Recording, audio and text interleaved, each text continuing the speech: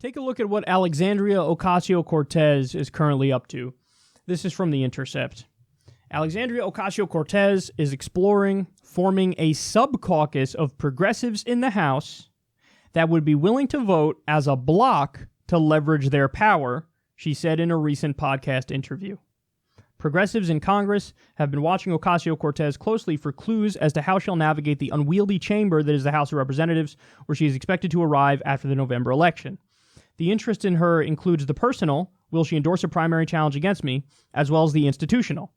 Progressive Democrats are excited to have a telegenic spokesperson carrying their message, but some have expressed private concerns that she may look to organize a bloc of Democrats who could eclipse the Congressional Progressive Caucus in prominence.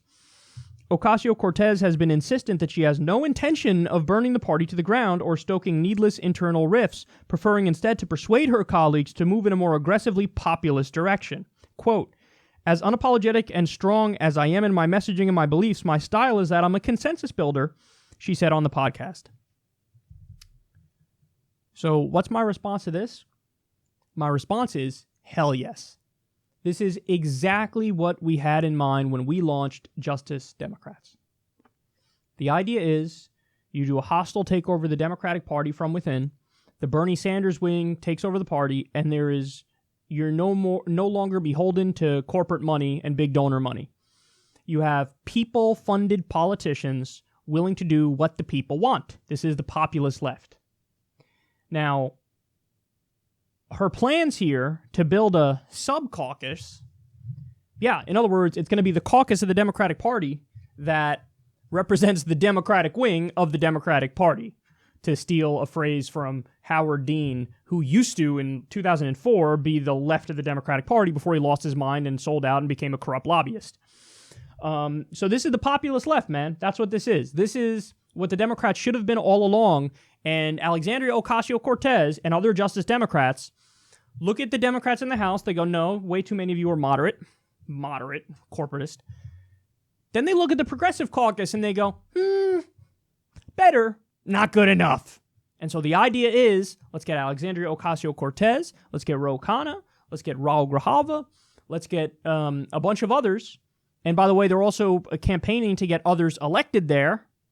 Brent Welder, Kanyella Ng, to name just a few, but there's many more.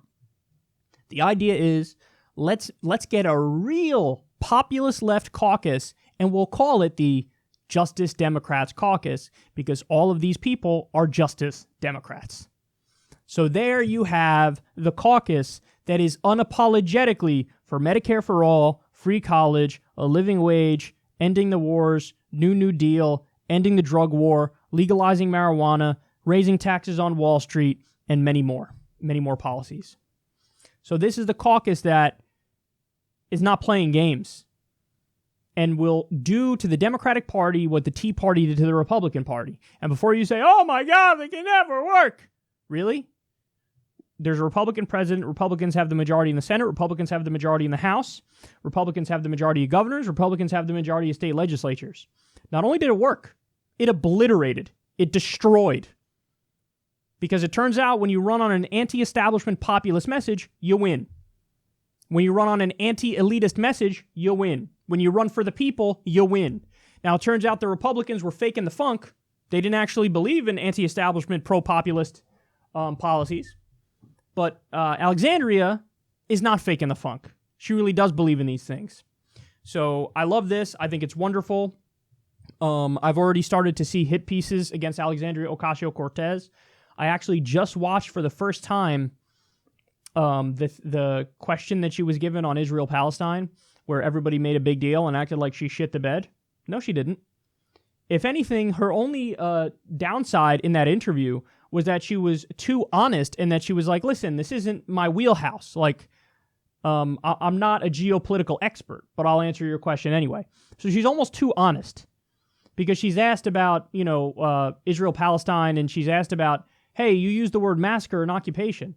And she goes on to talk about the occupation of Palestine. And then the person questioning her is like, what do you mean the occupation of Palestine? And she's like, the occupation of Palestine that's happening right now. How Israel's building new settlements. And, hey, maybe she doesn't know the distinction yet between Gaza and the West Bank, and she doesn't know the particulars, but that's okay. she's right on the meat of it. And the interviewer's like, what do you mean, occupation of Palestine? As if there's no occupation, as if that's like a debatable thing, as if it's like, oh, no, that's all like propaganda that the entire world happens to believe in and talk about, how Israel's violating international law by building new settlements well beyond the 1967 borders. But she was questioning as if it's like, you're the crazy one for saying the word occupation. No, she's not crazy. You're crazy. But Alexandria was almost thrown off by the question. Was like, what do you like? Are you really questioning if there's an occupation? So people highlighted that and they were like, oh, she doesn't know anything about it. Look at this. Look at this. Are you kidding me? And then, by the way, also people to her left are giving her shit because she said, oh, I believe in a two-state solution. And they're like, how dare you? Obviously, you should believe in one state with equal rights. Listen, my position today is one state with equal rights because I now see that there's no way they're going to do two-state solution, definitely after the Jerusalem move. But people on the left, why not try to educate and talk to her and change her mind? She's willing to listen on this issue. So this idea that it's like, now you're the enemy because you're not exactly where I am on every single issue. That's fucking stupid. It really is. So she's getting shit from people on her left for saying, oh my God, I can't believe for a two-state solution. And then she's getting shit from the establishment where they're like, you don't know about this issue even though you do know about this issue, and we're the ones who are drunk on propaganda.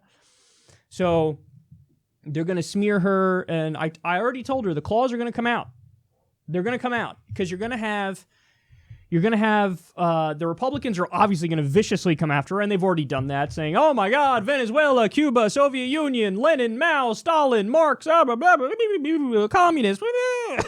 It's just the dumbest fucking arguments. It's like no matter what she says, they're not going to listen, and they're just going to straw man her with their preconceived notions of what they think she is. I've seen that nonstop. So the right's going to go after her. But now the left went after her over the Israel-Palestine thing, and then I told her the establishment Democrats are 100% going to come after you. And they might, right now, they're giving her a honeymoon period. Why? Because they're trying to leech off of her popularity. That's why.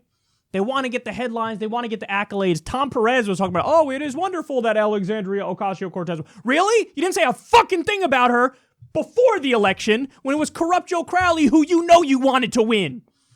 So they're going to honeymoon period because it's like, oh, we're totally with you because we can't beat you. So now we're going to join you even though we're not really joining you. And we're going to try to influence you to be more corrupt and corporatist and fucking establishment. So they're giving her a honeymoon period, but they will in the long run be her biggest enemy, the establishment Democrats. Hear me now, quote me later. So she's getting it from everywhere, but that's okay. This is par for the course. This is expected. Let's get this Justice Democrat sub-caucus elected, and then the sub-caucus will become a caucus, and then the caucus will become the party, and then next thing you know, we get a populist left president, we get a majority populist left in the House and the Senate, and voila. We have the ability to get the policies that we've been advocating for a long time, the ones we should already have.